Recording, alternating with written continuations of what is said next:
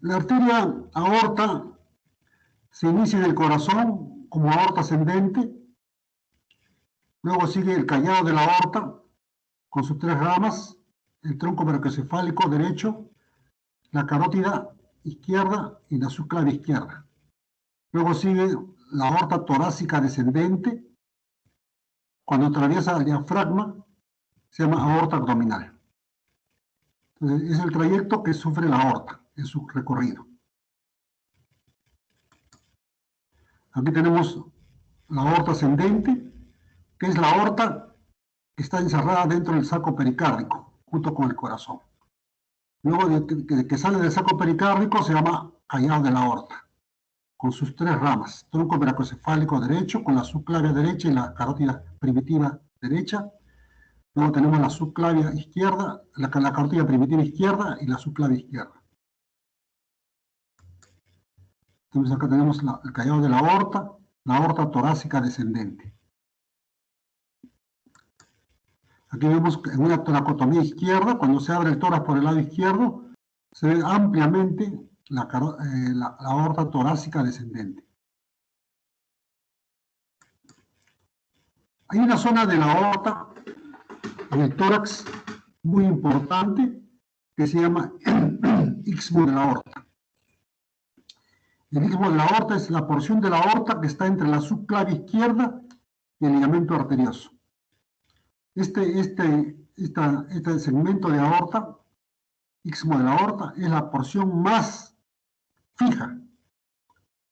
Entonces, la aorta prácticamente está, digamos, como un péndulo de un reloj, que está fijo en el istmo, es la porción más fija.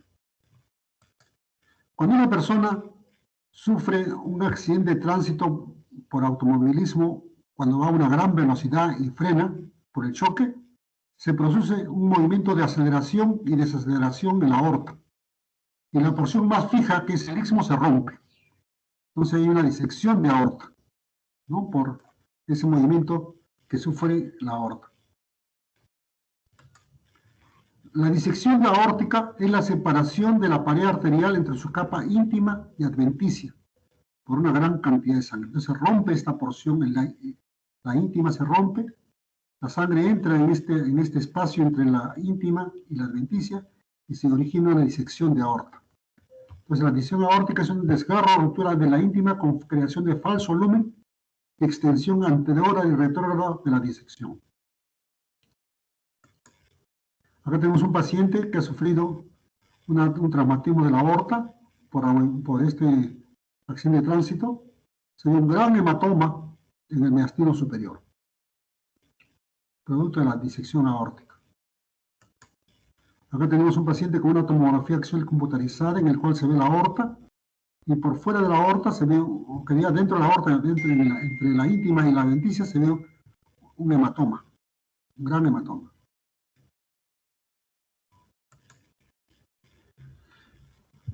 Cuando la arteria aorta torácica descendente sufre una lesión, un traumatismo, y se requiere clampar esa arteria para poder suturar esa arteria, pues el paciente, si demora mucho el tiempo de clampeamiento, puede sufrir paraplegia o insuficiencia renal.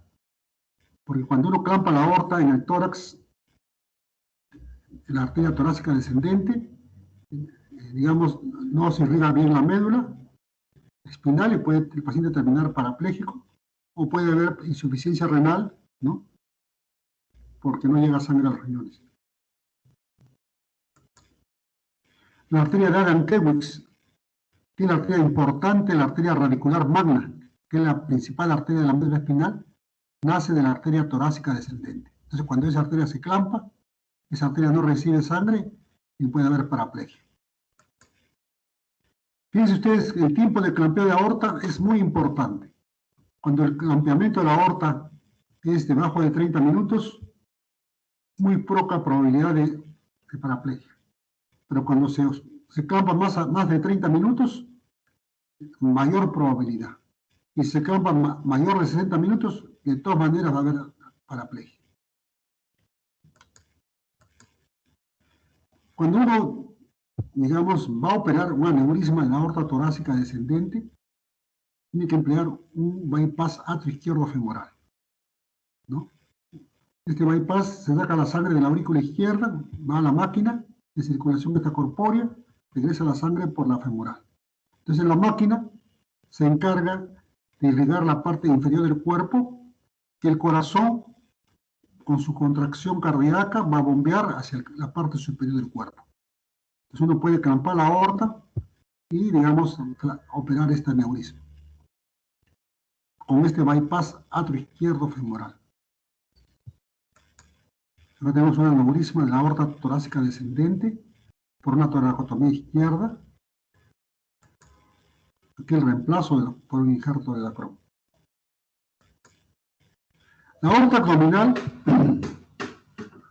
tiene dos partes. Una porción encima de las arterias renales, que es la aorta suprarrenal, y una porción debajo de las arterias renales, la aorta infrarrenal. La aorta suprarrenal generalmente da la arteria, el tronco celíaco y la mesentérica superior, y la aorta infrarrenal da las arterias lumbares y la arteria mesentérica inferior. Y termina como arterias ilíacas. El abordaje quirúrgico de la aorta suprarrenal encima de las renales es muy difícil porque está cubierta por órganos como el estómago, el páncreas, el duodeno, que dificultan el abordaje de la arteria suprarrenal. En cambio, el abordaje de la arteria infrarrenal es más fácil porque se levanta el intestino y uno expone la aorta infrarrenal.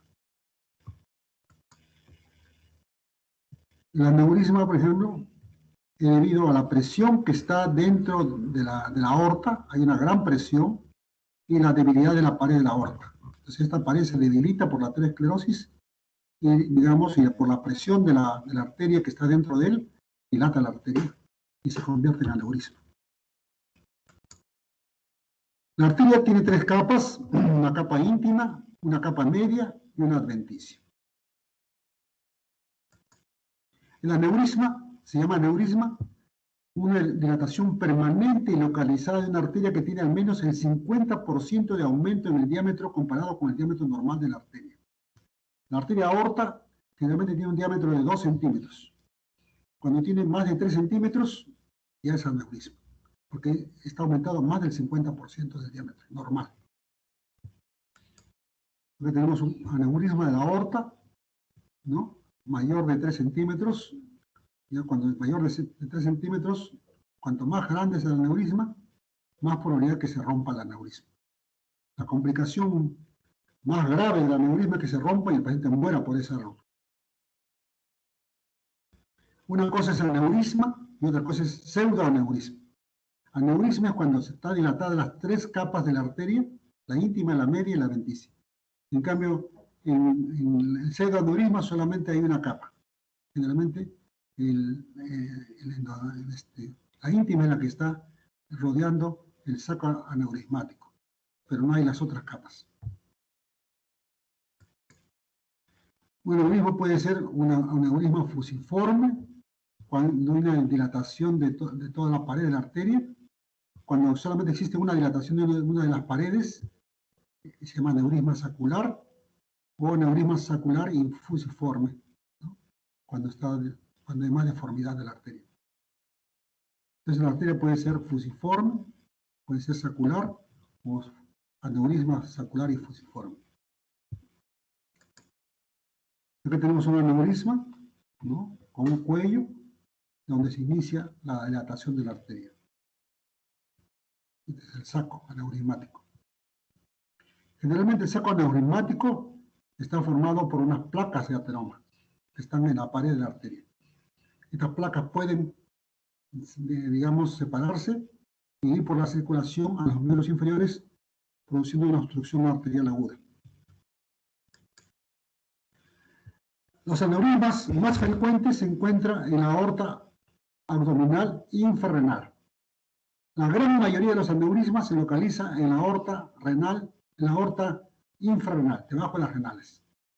La aorta abdominal infrarrenal es el sitio más frecuente de aneurismas.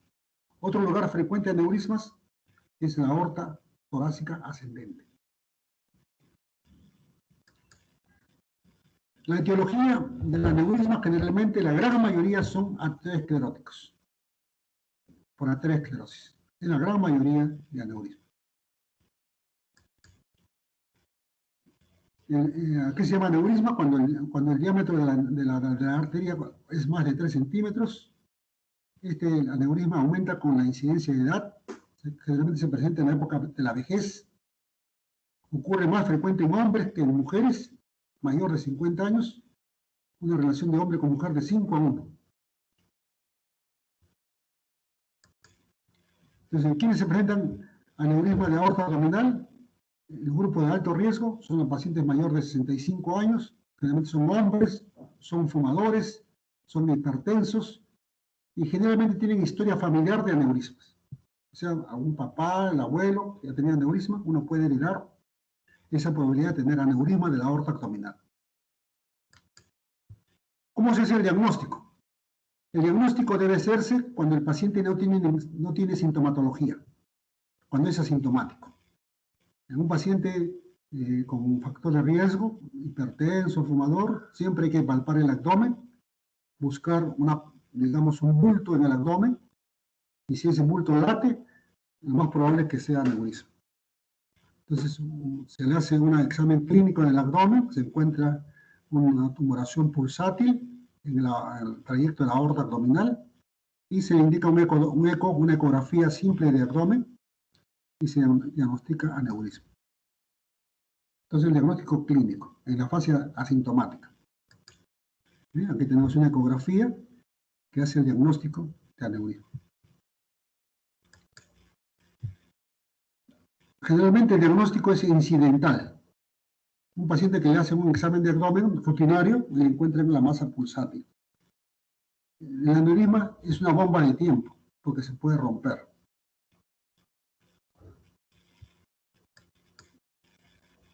Entonces los factores de riesgo son tabaco, son fumadores, en el 85%, son hipertensos, en el 60%, generalmente tienen colesterol elevado y también tienen ahí la herencia. Entonces, en un trabajo que se hizo en Brasil, se encontró que es más frecuente en hombres, ¿no?, que en mujeres, incidencia de factores de riesgo, tabaquismo, hipertensión, dislipidemia, etc. Es una enfermedad muy frecuente en la época avanzada de la vida, en la vejez, más frecuente en fumadores.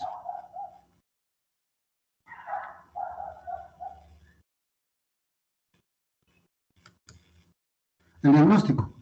El 75% de los pacientes son asintomáticos en el momento del diagnóstico. Son hallazgos casuales durante la exploración física rutinaria de un paciente con masa pulsátil. Más frecuente como empleo de técnicas diagnósticas, radiografías, ecografías con motivo de otra patología. Un paciente que tiene un problema de la vesícula, le hacen una ecografía y le encuentran, además de la patología de la vesícula, le encuentran un problema de la aorta abdominal. Un aneurisma, una masa pulsátil que late en el examen clínico. El diagnóstico se puede corroborar por el ecodoppler, la tomografía axial computarizada del abdomen, la resonancia magnética del abdomen o la ortografía. Estos son exámenes ya para un estudio más avanzado, ¿no?, de diagnóstico de aneurisma, de aorta abdominal.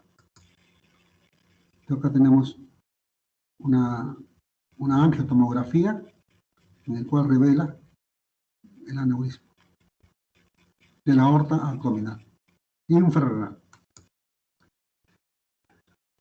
Magnitud de prevalencia aumenta dramáticamente con la edad, más frecuente en hombres. La ruptura es una de las complicaciones de emergencia más dramática en medicina.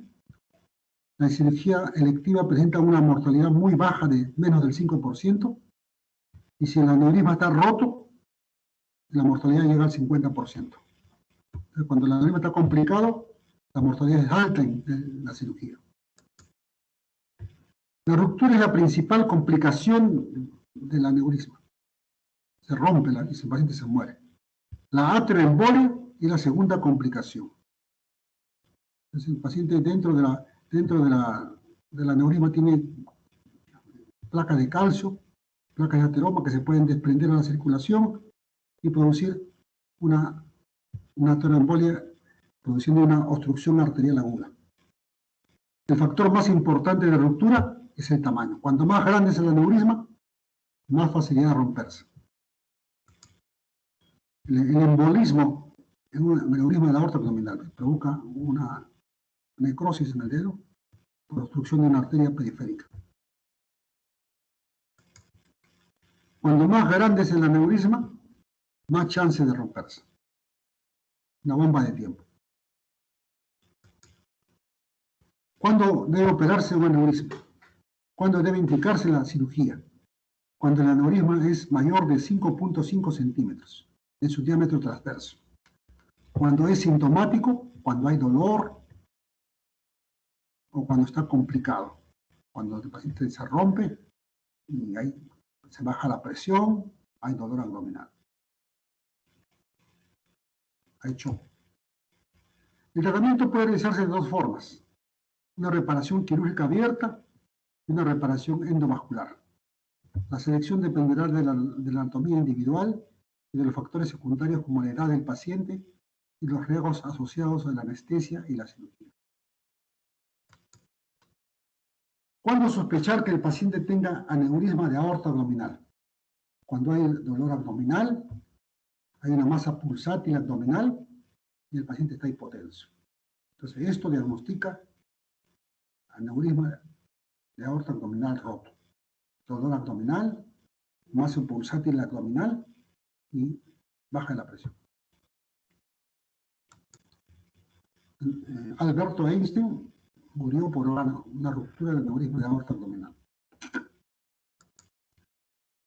Entonces, el cuadro es un dolor súbito abdominal, ¿no? Con dolor generalmente a los flancos y a la región lumbar, hipotensión y masa pulsátil. La aneurisma de la aorta abdominal es una patología mortal que afecta mayormente a los hombres sobre 75 años. Su diagnóstico precoz es de suma importancia para evitar sus complicaciones de ruptura. El principal método de diagnóstico es la ecografía de la aorta abdominal. Cuando el aneurisma es roto, el mejor diagnóstico ideal es la angiotomografía de abdomen. La sintomatología del aneurisma roto suele confundirse con abdomen agudo, lo que dificulta y retrasa el diagnóstico. Un paciente llega a la emergencia con un dolor abdominal y hay que buscar si es aneurisma roto. Diagnóstico clínico: dolor abdominal, masa pulsátil e hipotensión. Otros síntomas del aneurisma roto es síncope, mareos, hipotensión transitoria. Diagnóstico de confirmación: ecografía de urgencia y complementar con angiotomografía. Aquí tenemos un aneurisma roto, como se ha extravasado sangre por fuera de la aorta, ¿no?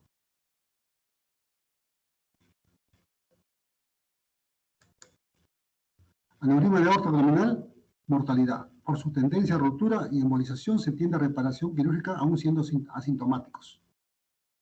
Aneurisma roto, con shock hipovolémico, mortalidad del 80%. Sin shock hipovolémico, la mortalidad es del 30%. Entonces, cuando el aneurisma llega a la emergencia con chocado el paciente, hay una alta probabilidad que se muera, a pesar de que se lo opera, ¿no? Y si no tiene shock hipovolémico, la mortalidad es 30%. Mortalidad. Del 30 al 50% mueren antes de llegar al hospital de los aneurismas. El 30 al 40% mueren por no ser operados. El 40 al 50% la mortalidad operatoria a un paciente que tiene aneurisma de la aorta abdominal. El 80 al 90% de la mortalidad de aneurisma roto, ¿no? Existe una alta mortalidad cuando el aneurisma se rompe. El tratamiento puede ser abierto por una incisión en el abdomen, cifopubiana, o por un tratamiento endovascular. Acá una cirugía, una gran incisión, y por cirugía, y acá por un tratamiento endovascular, solamente con una punción. El doctor Charles Dubos, un francés, fue el año 1951, que hizo una reparación quirúrgica del aneurisma. Fue el pionero en reparar quirúrgicamente el aneurisma de la aorta abdominal. El tratamiento endovascular se prefiere en los pacientes de alto riesgo quirúrgico que tienen adecuada anatomía y tienen corta expectativa de vida. Aneurisma abierto se indica en pacientes que no tienen el riesgo quirúrgico no alto, anatomía inadecuada y larga expectativa de vida. Aquí tenemos un aneurisma operándose con un injerto de la Crohn.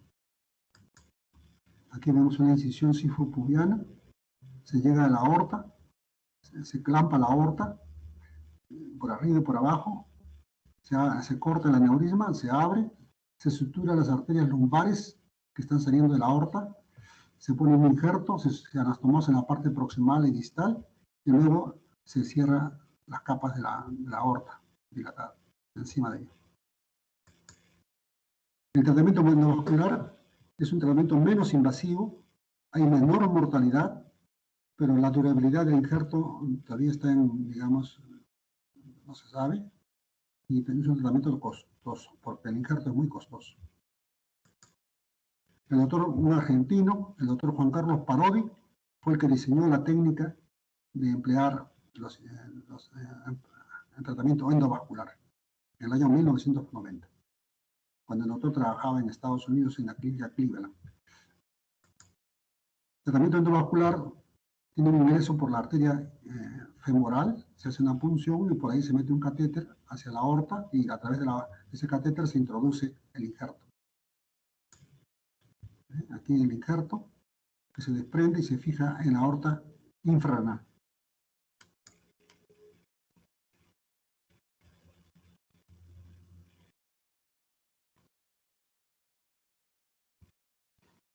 Un tratamiento endovascular con un injerto que se desprende ¿no? y que se fija en las paredes de la aorta.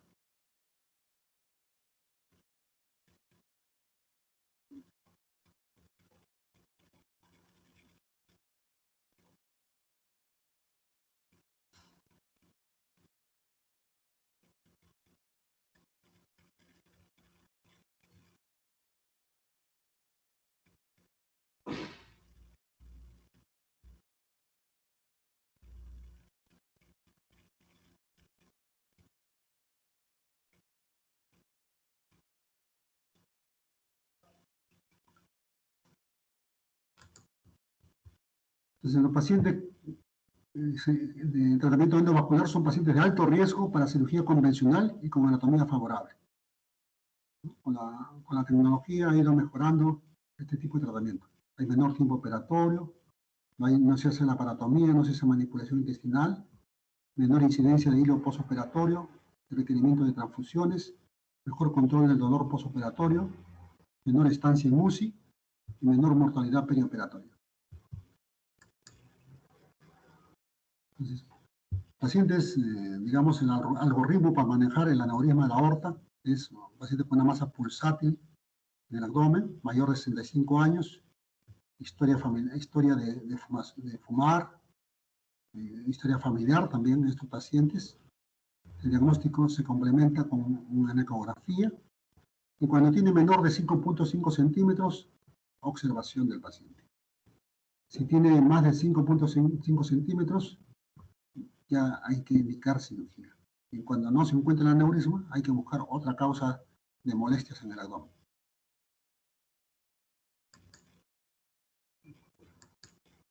Conclusiones. El examen físico y ecografía son suficientes para el diagnóstico de aneurisma de la aorta. Aneurisma menor de 5.5 centímetros se controla cada año o cada 6 meses. Mayor de 5.5 centímetros y sintomáticos se operan. El tratamiento endovascular es el futuro. A todo paciente hombre mayor de 50 años que padece hipertensión arterial o es fumador, debe examinarse el abdomen buscando aneurisma de aorta abdominal. Entonces, todo paciente que es fumador o hipertenso mayor de 50 años, hay que examinar el abdomen, aunque no tenga molestias. Todo paciente que viene a emergencia con dolor abdominal e hipotensión arterial, sospechar aneurisma de abdominal roto.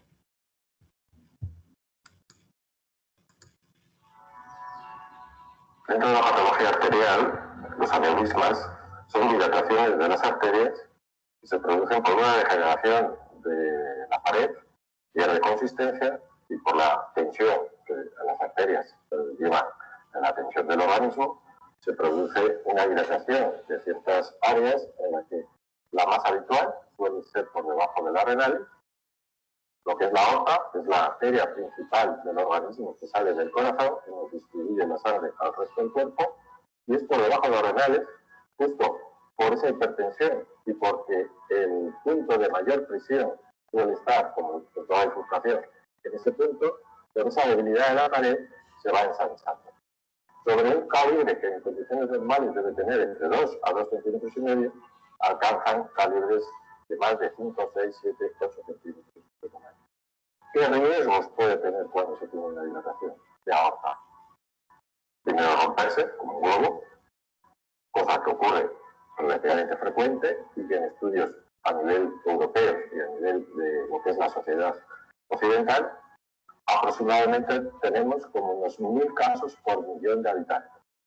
Eso quiere decir que en España, con un país de 42 millones, tenemos 40.000 personas con riesgo de aneurismas de aorta y de romperse. Deben de saber que el 50% de esos pacientes que sufren eso sufren una muerte súbita porque se rompe la arteria y el 50% no nos llega a los hospitales. Por lo tanto, muchos de ellos no se hacen necropsias y no se sabe que se han muerto de ello. Pero en países occidentales que hacen estos estudios de necropsia, se tienen 1.000 casos por millón de habitantes. Por lo tanto, es importante, por ecografía, diagnosticarse a partir de los 50 o 60 años, cuando empezamos a tener como ser humano hipertensión, el diagnosticarse de forma precoz esa aorta. Por una ecografía abdominal podemos saber perfectamente el calibre que tenemos. Por lo tanto, es muy fácil y barato el diagnosticarse este tipo de pacientes. Esta es una cirugía que se inició a nivel mundial como hace 40 años. Y entenderán que frente a una arteria que ya estaba dilatada, que estaba degenerada, la teníamos que sustituir y poníamos como una especie de prótesis más o menos textiles que sustituían a esas arterias. Cirugía que era una cirugía en abierto, abríamos al paciente como en canal, como si fueran los correos para que ustedes nos entiendan, y entonces sustituíamos esas arterias por esas prótesis. Resultados que eran bastante buenos porque tenían una mortalidad muy escasa, partiendo de la base que eran pacientes de elevada edad y con factores de riesgo importantes como podía ser hipertensión, colesterol, diabetes, etc. Por lo tanto, teníamos muy buenos resultados. Pero hace aproximadamente también como unos 20 años se desarrollaron técnicas endovasculares en las que por punción se introduce los catéteres y los podemos tratar por punción y con anestesia local. Con unas hospitalizaciones de 24 horas y al día siguiente el enfermo se cura. Se tarda como aproximadamente como 1 hora y lo que se hace es sustituir por dentro una prótesis, por lo tanto el riesgo de rotura de esa dilatación desaparece. Por lo tanto, ya tenemos experiencia de cerca de 20 años con resultados iguales o semejantes a cuando lo sustituíamos en abierto. Por lo tanto, la tendencia actualmente de los procedimientos, siempre que se puede, es tratamiento endovascular. Por lo tanto, el enfermo con mucho a las 24 horas se puede ir a casa. No hay prácticamente ningún tipo de sangrado y la recuperación del enfermo es de inmediato.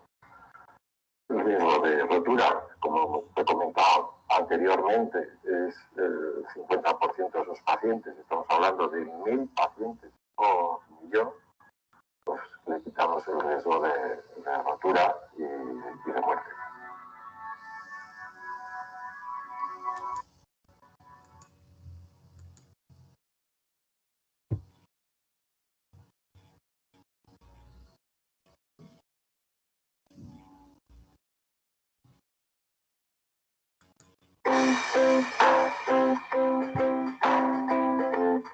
¿Qué es un aneurisma de aorta? Un aneurisma de aorta abdominal es una dilatación de la porción abdominal de la aorta, que es la arteria principal del cuerpo, a partir de la cual nacen el resto de las arterias. A efectos prácticos podemos decir que se considera aneurismática cuando mide más de 3 centímetros. La causa de esta dilatación de la aorta es la debilidad de la pared. Y este hecho está relacionado con el envejecimiento de la persona y con la aterosclerosis. Habitualmente es una enfermedad asintomática y solo da síntomas cuando se complica, lo que ocasiona una situación de urgencia por las consecuencias que pueden derivarse. De hecho, la complicación más fuerte y también la más temida es la ruptura de este aneurisma, que ocasiona una mortalidad de hasta un 80% de los casos. Y muchas de estas muertes son antes de que el paciente pueda llegar al hospital. Por lo tanto, cuando se detecta un aneurisma de aorta abdominal, es conveniente que siempre sea visto por el especialista. La detección del aneurisma de aorta abdominal es relativamente sencilla. A través de una ecografía abdominal se puede detectar. Al tratarse de una enfermedad asintomática, muchas veces los pacientes vienen derivados de otros especialistas, de otros compañeros que en el estudio de su patología para hacerse otras pruebas se ha detectado de manera casual el aneurisma. El tratamiento del aneurisma depende básicamente de dos factores. Depende del diámetro que alcanza este aneurisma y de si presenta síntomas o no. A grandes rasgos, podemos considerar que si no presenta síntomas y si no alcanza más de 5,5 centímetros de diámetro, la balanza del riesgo-beneficio se declinaría hacia el tratamiento conservador, que consiste en una vigilancia periódica mediante ecografía, por ejemplo, un control estricto de los factores de riesgo cardiovascular, sobre todo el tabaco y la tensión arterial. También se debería dar, es esencial, una medicación de protección vascular, sobre todo una antiagregación tipo aspirina y una medicación que habitualmente se da por el colesterol, pero que nosotros la damos independientemente de los niveles de colesterol, que serían las estatinas. Por otro lado, cuando aparecen síntomas o supera los 5,5 centímetros de diámetro, aparte de este tratamiento conservador, generalmente se considera necesaria una intervención quirúrgica, ya sea de manera convencional con cirugía abierta o con tratamiento endoinguinal, que sería el tratamiento endovascular. Como el aneurisma es una enfermedad relacionada con el envejecimiento de la persona y con la arteriosclerosis, actualmente la única manera de prevenirlo o de disminuir la probabilidad de sufrirlo sería llevar una vida sana. Y esto pasa por hacer ejercicio regular y, sobre todo, controlarse bien los factores de riesgo cardiovascular, que serían el tabaco, el colesterol, la tensión y la diabetes.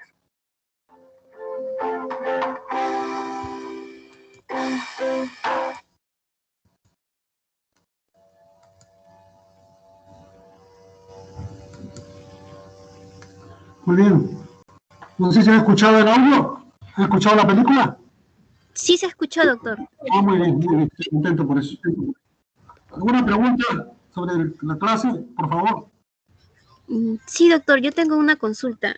¿Un nombre, Con por favor? respecto... ¿Un nombre? Lucía Nalbarte, doctor. Muy bien, sí. Doctor, con respecto a lo que había mencionado sobre la obstrucción arterial aguda, en este caso, ¿cómo podríamos diferenciarlo de la obstrucción arterial periférica, doctor? No es, o sea que la obstrucción periférica, la obstrucción arterial periférica se divide en dos, agudas y crónicas. Las agudas es una cuestión de emergencia, una cosa que se da abruptamente. Las crónicas van progresivamente. Un paciente que tiene diabetes va obstruyendo sus arterias lentamente con los años. En cambio, una obstrucción aguda es un paciente que inicia emergencias, ¿no? Y esos pacientes generalmente se debe a una estenosis mitral, que tiene una fibrilación auricular, salen los trombos del corazón, se van a la periferia y violentamente, abruptamente hacen una obstrucción aguda. Igual los pacientes, el segundo causa es los aneurismas de la aorta. Como tienen las placas, digamos, en la pared de la arteria aorta, ahí esas placas salen a la circulación y se desprenden y se van a las arterias de las piernas y producen una obstrucción aguda. Entonces, hay que diferenciar si es aguda o crónica. En las agudas hay que descartar estenosis mitral de primera causa y segunda causa en aneurisma de aorta abdominal. Claro, doctor. Doctor, una consulta con respecto a los factores de riesgo.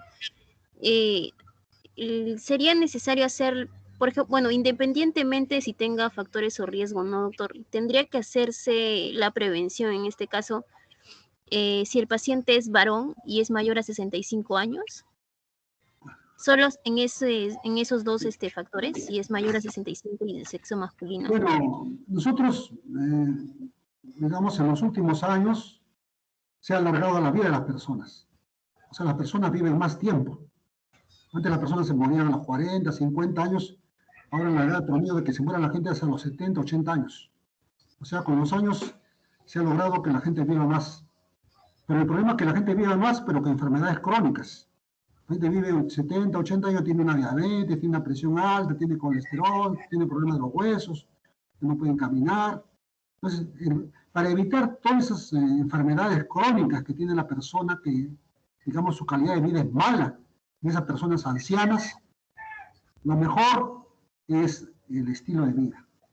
Si una persona es sedentaria, si es activa, hace ejercicios, come bien, se nutre bien, digamos, va a tener una calidad de vida mejor.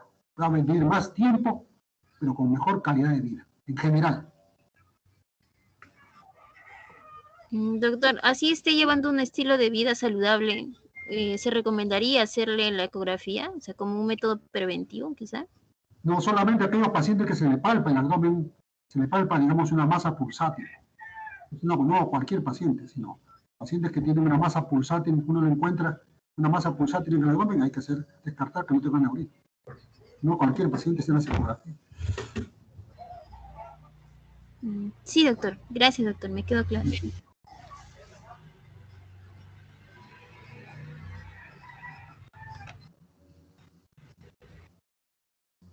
¿Alguna otra pregunta?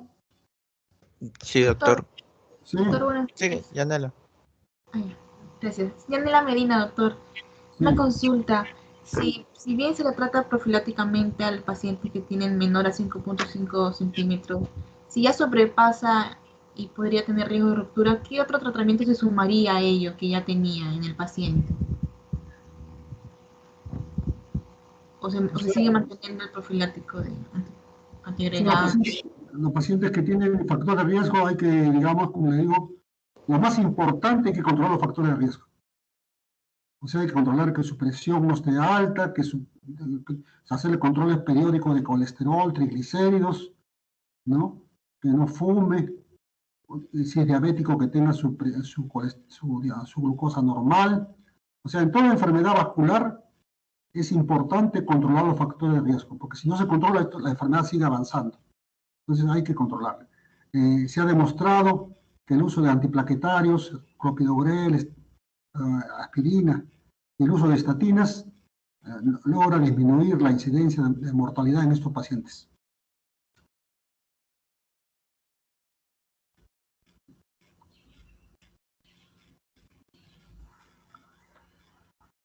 Doctor, soy Martínez Luyo. Sí. En el tratamiento con cirugía abierta, ¿cuánto es el tiempo de recuperación de estos pacientes? Bueno, el paciente que se opera, el abdomen, digamos, se abre el abdomen, siempre hay complicaciones postoperatorias inmediatas, el paciente tiene que estar en cama, tiene mucho dolor postoperatorio, el paciente a veces no come los primeros días, hay que darle una dieta líquida, es más doloroso, digamos, ¿no?, en su manejo. Pero finalmente a la semana ya está más o menos restablecido, puede caminar, puede levantarse, etc. En cambio, un paciente que se hace un tratamiento endovascular, como no se ha hecho un corte grande, digamos, no se ha abierto el abdomen, entonces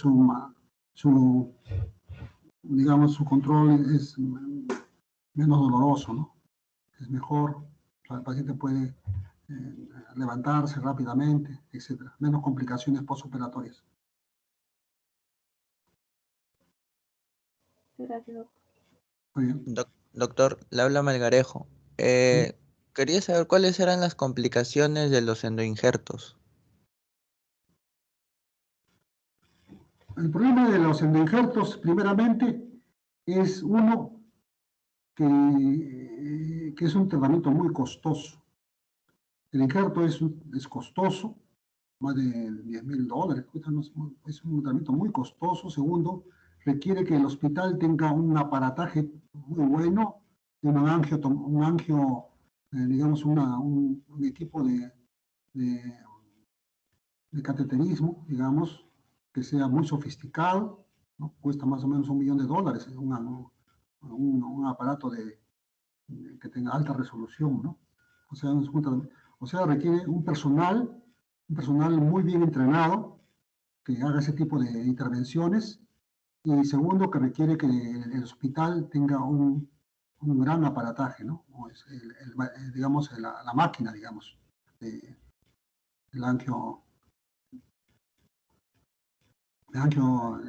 evaluar las arterias, ¿no? Ahora, las complicaciones que pueden tener es que se puede desprender la fijación del injerto en la aorta. Entonces es un peligro, digamos. Por eso hay que estar evaluando cada cierto tiempo, haciendo ecografías de control para saber que está bien prendido el injerto en la aorta, porque como no se ha suturado, sino se ha fijado nomás, entonces esto se puede desprender. Entonces puede provocar problemas, ¿no? Entonces hay que estar chequeándolo cada cierto tiempo, haciendo ecografías de control. Gracias, doctor. Muy bien. ¿Alguna otra pregunta? Sí, doctor. Una última pregunta, doctor. El tratamiento... Lucía Narvarte. Lucía Narvarte, doctor. Ya. En el tratamiento quirúrgico había mencionado de que son en los casos que el diámetro o la dilatación es mayor a 5.5 centímetros. Mi consulta es si anteriores a ese centímetros, ¿cuál es el procedimiento? ¿Cuál sería el manejo, doctor? El manejo, como les decía, es un tratamiento de controlar los factores de riesgo. O sea, si es fumador, que no fume; si es hipertenso, controlar la presión; si tiene problemas de diabetes, controlar diabetes, ¿no? Entonces, control de factores. Y segundo, darle estatinas, digamos, es importante a estos pacientes para que no siga avanzando la aterosclerosis, ¿no? Y lo más importante, hacerle controles periódicos. O sea, cada cierto tiempo, cada 3 meses, se le puede indicar una ecografía de control para ver que no siga creciendo el aneurisma. O sea, a estos pacientes no se le da de alta, sino se le controla para ver cómo es el crecimiento de los aneurismas. Doctor, ¿y el control es básicamente cuando es mayor de 2 centímetros, doctor? ¿Cuando crece mayor a 2 centímetros? No. O sea, si el paciente tiene 5.5 centímetros y se le hace un control a 3 meses y sigue igual, bueno, sigue controlando. Pero si ya crece más de 5.5 centímetros, se le indica cirugía. O sea, lo importante es controlar el tamaño. Si sigue creciendo, no. Porque si un paciente, digamos, el paciente tiene 5.5 centímetros, a los 3 meses tiene más de 6 centímetros, y usted no le indica cirugía, y el aneurisma se rompe y se muere, a usted le pueden hacer juicio. ¿Por qué no le indicó cirugía y cuando estaba creciendo más de 5.5 centímetros? Entonces, hay que estar chequeando el tamaño del aneurisma por controles de ecografía, para saber cuándo indicar la cirugía. Ya, doctor. Entonces, debe ser menores a 5.5, doctor. El objetivo es que no crezca mayor a 5.5 centímetros. Claro, para indicar cirugía, porque si tiene más de 5 puntos, ya es más chance de romperse. Entonces, se le indica cirugía. Ya, doctor. Sí me quedó claro, doctor. Gracias.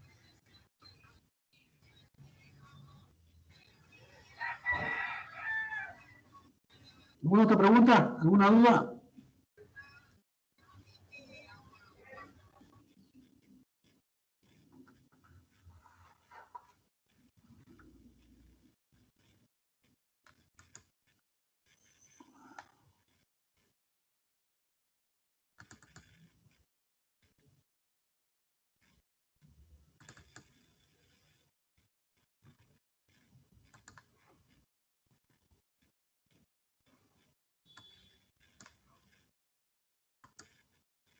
¿Un favor, se ve cirugía coronaria?